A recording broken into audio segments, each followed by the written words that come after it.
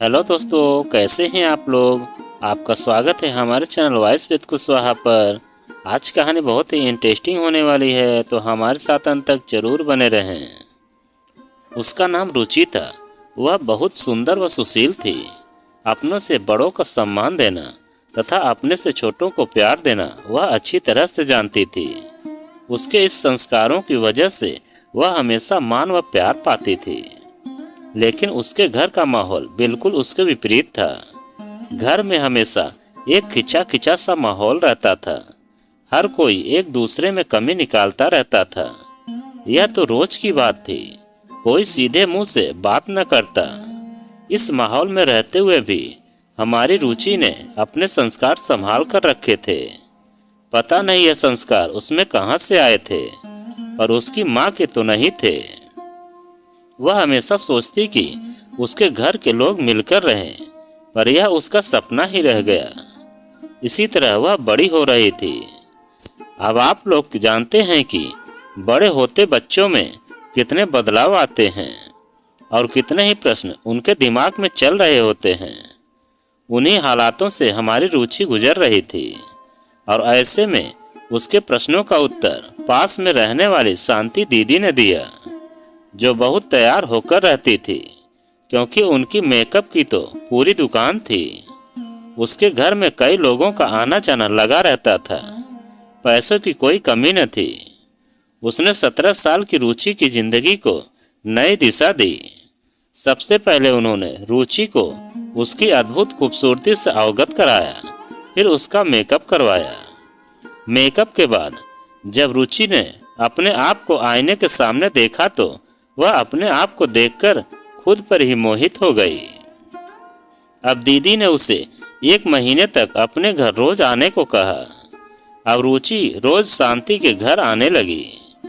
घर में यह बात किसी को गवारा नहीं थी कि रुचि बच्चलन शांति से कोई ताल्लुक रखे।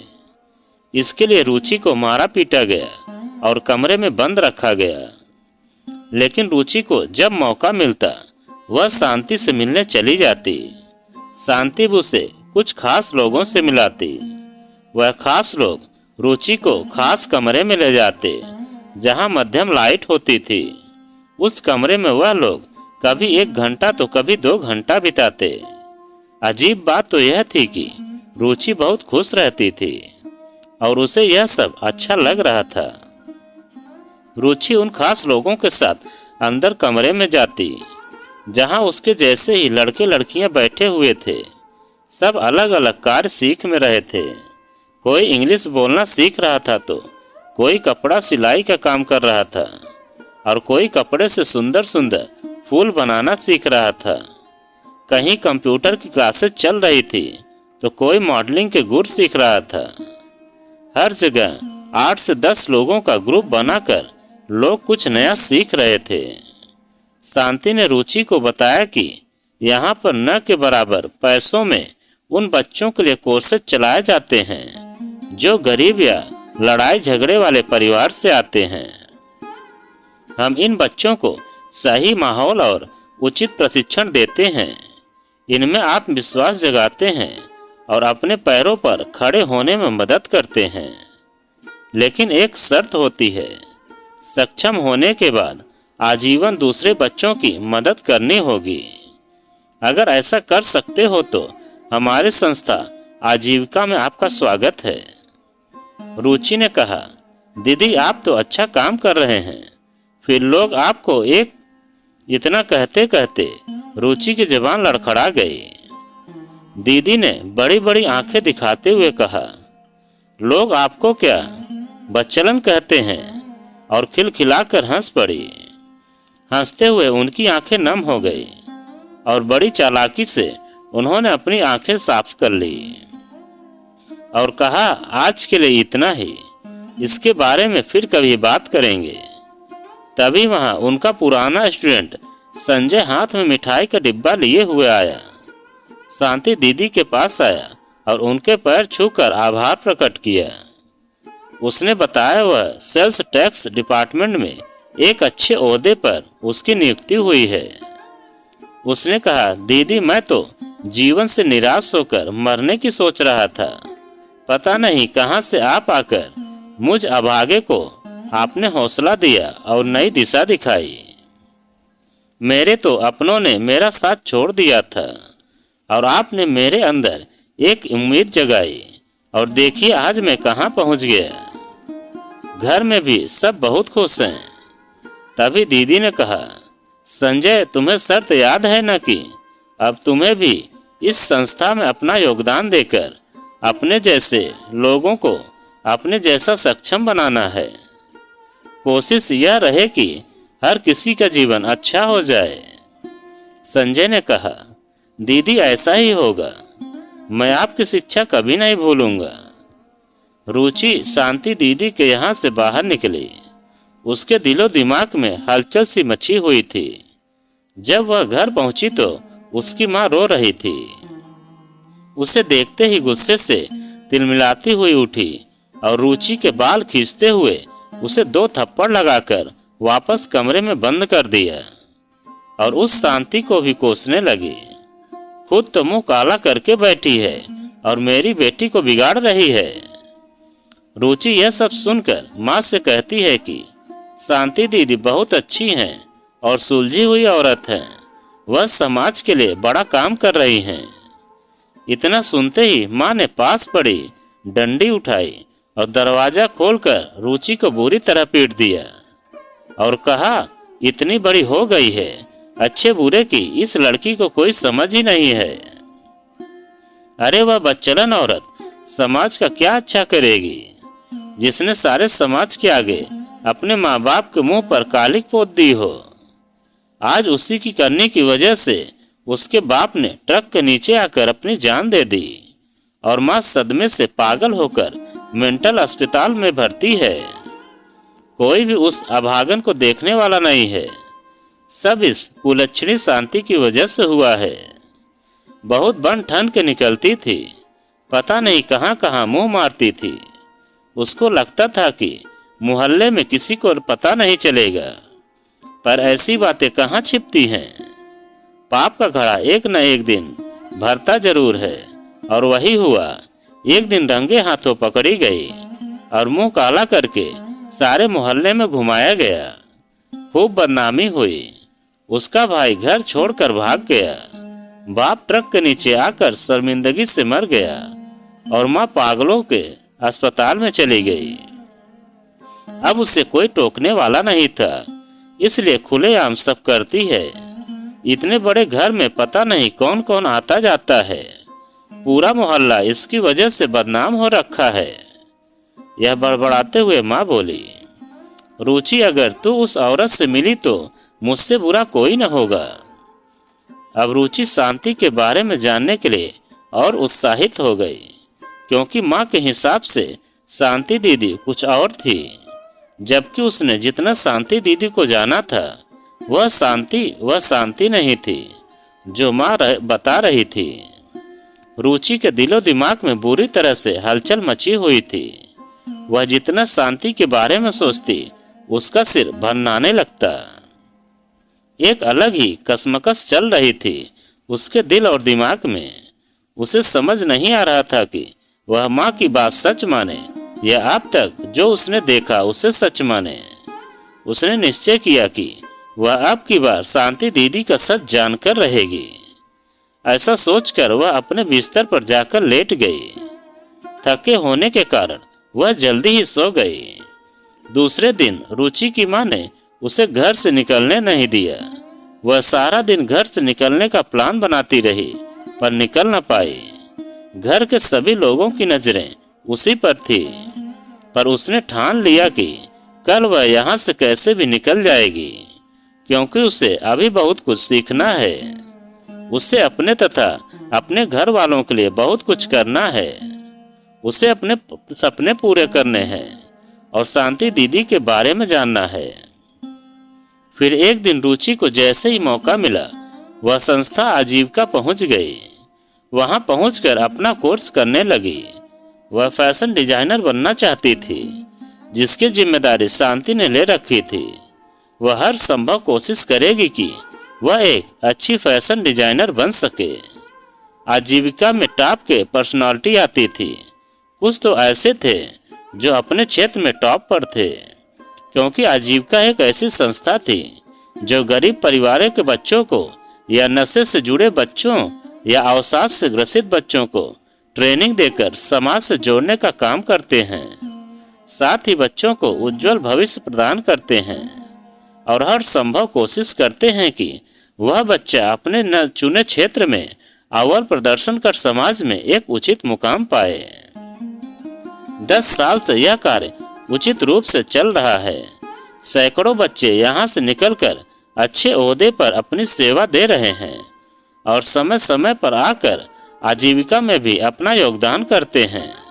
इसी वजह से यहाँ से बच्चों को अच्छा मार्गदर्शन मिल जाता है।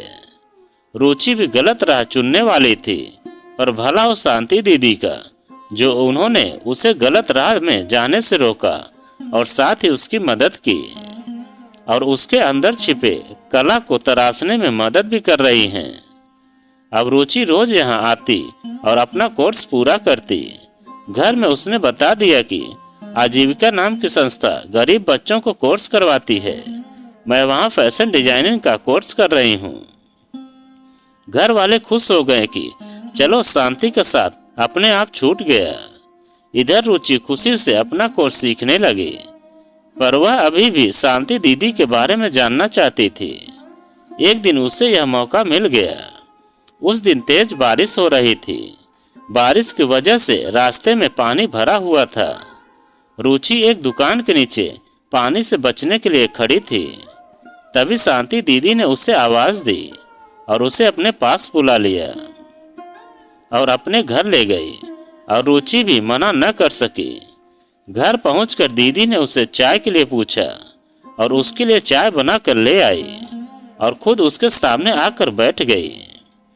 रुचि ने पूछा, दीदी आप यहाँ अकेले रहती हैं? आपके परिवार में और कौन कौन है? दीदी ने कहा, मैं अकेली रहती हूँ। तभी दीदी ने कहा कि रुचि तुम मेरे बारे में बहुत कुछ जानना चाहती हो क्या? रुचि डर गई। उसे लगा किसी ने उसकी चोरी पकड़ ली हो। बोली, ऐसा नहीं है दीदी।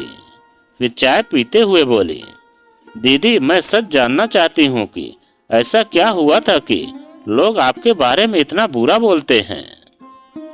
शांति बोली, क्यों गड़े मुर्दे उखाड़ रही हो? तुम भी अपना कोर्स कंप्लीट करो और समाज में नाम कमाओ। रुचि बोली, नहीं दीदी मुझे जानना है। शांति बोली, बारिश बंद हो गई है, अभी तुम घर जाओ, कल बात करेंगे। कल मैं तुम्हें सब बताऊंगी। यह कहकर उन्होंने कप उठाकर सिंक में रख दिए और दरवाजा खोल दिया और रुचि अपने घर के लिए चल दी। रुचि सोच रही थी कि आज का दिन जल्दी खत्म हो और वह दीदी से मिले और उनके बारे में जाने, लेकिन समय का पहिया अपनी धुरी पर अपने हिसाब से ही चलेगा। दूसरा दिन हुआ और रुचि तैयार होकर दीदी से मिलने संस्था पहुंच गई। दीदी उसे देखकर मुस्कुराई और कहा, क्लास खत्म होने के बाद मिलना। रुचि मन महसूस कर क्लास करने चली गई। क्लास खत्म होते ही वह दीदी से मिली। दीदी ने उसे बैठाया और पूछा, क्या जानना चाहती हो और तुम मेरे बारे में क्या जानती हो और जानकर क्या करोगी? यह सुनकर रुचि झेप गई और अपनी झेप मिटाते हुए बोली, आपके बारे में मेरे मोहल्ले के लोग बहुत गंदा बोलते हैं, जबकि आप वैसी नहीं हैं। आपने मेरी मदद क्यों की और आप यह सब क्यों बर्दाश्त करती हैं? शांति ने कहा, तुम्हारे सारे सवालों का जवाब मेरी कहानी में तुम्हें मिलेगा। फिर शांति ने एक लंबी सांस खींची और सांस छोड़ते हुए अपने आप को रिलैक्स किया। फिर शांति ने बताना शुरू किया, आज से 12 साल पहले मेरे पिताजी जो पुलिस में दरोगा के पोस्ट पर थे, उनका ट्रांसफर इस एरिया में हुआ। पापा का पुश्तैनी घर था जिसमें दादी रहती थी। हम वहीं आकर दादी के साथ रहने लग गए। मैं उस समय सोशल वर्क से रिलेट कोर्स कर रही थी। मेरा एक छोटा भाई सिविल सर्विसेज की तैयारी कर रहा था। वह जिस कोचिंग में जाता था वहीं पर एक बड़े नेता की बेटी भी पढ़ती थी। वह मेरे भाई से प्यार करती थी। धीरे धीरे मेरा भाई भी उसे चाहने लगा। दोनों के घरों में यह बात किसी को भी नहीं मालूम थी। इधर मैं थोड़ा बहुत सोशल वर्क भी कर लेती थी। मैं पढ़ने में अच्छी थी और स्कॉलरशिप भी मिलता था। माँ पिताजी भी खुश थे। एक दिन अचानक कुछ लोग हमारे घर में लाठी और बंदूक लेकर घुस आए और पूछने लगे कि मेरा भाई राजीव कहाँ है। माँ ने कहा कोचिंग गया है। तो माँ को धकेलते हुए और मेरे हाथ को मरोड़ते हुए बोला, राजीव को बोल देना अगर उसने राखी का साथ न छोड़ा तो हमसे बुरा कोई न होगा। नेताजी की इज्जत हमारी इज्जत है। अगर नहीं माने तो मुंह दिखाने लायक नहीं रहोगे। घर में उस वक्त हम माँ बेटी ही थे, इसलिए हम बहुत डर गए थे। तुरंत पिताजी को खबर पहुंचाई। आसपास के लोगों ने हमारी मदद की और हमें संभाला। पिताजी ने आने के बाद पूछा क्या हुआ। हमने उन्हें सब बता दिया। पिताजी ने उन गुंडों के खिलाफ रिपोर्ट दर्ज करा दी। अब हम तीनों मिलकर भाई का इंतजार करते रहे, पर वह घर नहीं आया। दूसरे दिन पता चला कि नेता की बेटी राखी के साथ राजीव भाग गया था। हम लोगों के खिलाफ रिपोर्ट दर्ज हुई कि राजीव और हम लोगों ने राखी का अपहरण किया है। इस समाचार ने हमारी जिंदगी बर्बाद कर दी।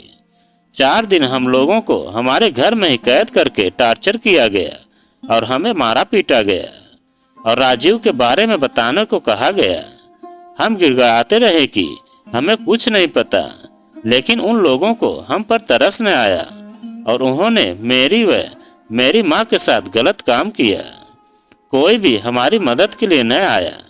पिताजी पुलिस में होने के बाद भी वह कुछ न कर सके। 5 दिन बाद पता चला कि राखी की लाश एक होटल से जली हुई अवस्था में मिली है। वह इल्जाम भी हमारे ऊपर लगा कि राजीव उसके घर वालों ने राखी को मारा है। पुलिस हमें गिरफ्तार करके ले गई। मुझे व मेरी माँ को बदचलन साबित कर दिया गया और माँ यह सदमा बर्दाश्त न कर सकी और वह पागल हो गई। उस नेता ने हमें बताया कि उसने ही राजीव और राखी को मारा है और राजीव की लाश उन्हें कभी नहीं मिलेगी। उन्होंने कहा तेरे बेटी की गलती की सजा तेरा परिवार हमेशा भुगतता रहेगा। फिर किसी तरह हमें बेल मिली। हम घर पहुंचे तो कुछ लोग घर में पहले से मौजूद थे। उन्हें देखकर मैं डर गई और एक कमरे में खुद को बंद कर फांसी लगाने की कोशिश की, लेकिन ऐन वक्त पर मुझे मेरे पापा ने बचा लिया। पापा ने कहा बेटा राजीव तो चला गया, अगर तुझे कुछ हो गया तो हम किसके भरोसे जिएंगे। ऐसा कदम कभी मत उठाना। हम लड़ेंगे और शान से जिएंगे, हार नहीं मानेंगे। पापा ने अपने अफसरों से गुहार लगाई, पर नेताजी के आगे सब पीछे हट गए। इधर पिताजी ने अदालत में न्याय के लिए गुहार लगाई। अब यह केस एक सनसनीखेज न्यूज बन चुका था। मीडिया भी इसमें शामिल हो चुका था। नेताजी के लिए यह केस काफी भारी साबित हुआ। उन्हें पार्टी से बर्खास्त कर दिया गया। नेताजी ने बहुत कोशिश की कि पापा केस वापस ले लें, पर पापा नहीं माने। एक दिन मैं और पापा वापस आ रहे थे कि रास्ते में एक ट्रक ने हम दोनों को जान से मारने की कोशिश की, जिसमें मैं बच गई और पिताजी खत्म हो गए और मैं हॉस्पिटल पहुंच गई। मेरी और कुछ लोगों की गवाही पर ट्रक ड्राइवर को और उसकी गवाही पर नेताजी और बाकी लोगों को पकड़ा गया और उन्हें सजा मिली। नेताजी की पार्टी ने ही मेरे हौसले और जज्बे को देखकर ही इस संस्था को खोलने में मेरी मदद की, मुझे पुनर्स्थापित किया। शांति दीदी ने कहा, जानती हो रुचि, इस केस को जीतने में मेरी मदद किसने की? उन्हीं परिवारों ने जिनके लिए मैं कभी कभी थोड़ा बहुत सोशल वर्क कर देती थी। उन्होंने कभी भावात्मक सपोर्ट देकर, कभी मेरा सेवा करके, तो कभी मेरा हौसला बढ़ाकर मुझे वापस समाज के साथ जोड़ने में मदद की।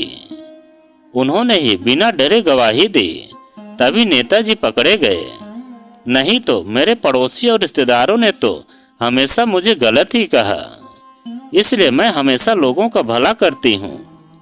आज रुचि को शांति दीदी एक देवी की तरह दिख रही थी, जो खुद विष पान कर लोगों का जीवन अमृत बना रही थी। और उस दिन से जो भी शांति दीदी के खिलाफ बोलता, रुचि उन्हें अच्छा जवाब दे देती थी, क्योंकि वह जान गई थी कि सच में शांति दीदी एक देवी हैं। तो दोस्तों, यह कहानी आपको कैसी लगी कमेंट में लिखकर हमें ज़रूर बताएं। और आप अगर हमारे चैनल पर नए हैं तो प्लीज़ चैनल को सब्सक्राइब करें और वीडियो को एक लाइक ज़रूर करें और एक प्यारा सा कमेंट हमें ज़रूर करें।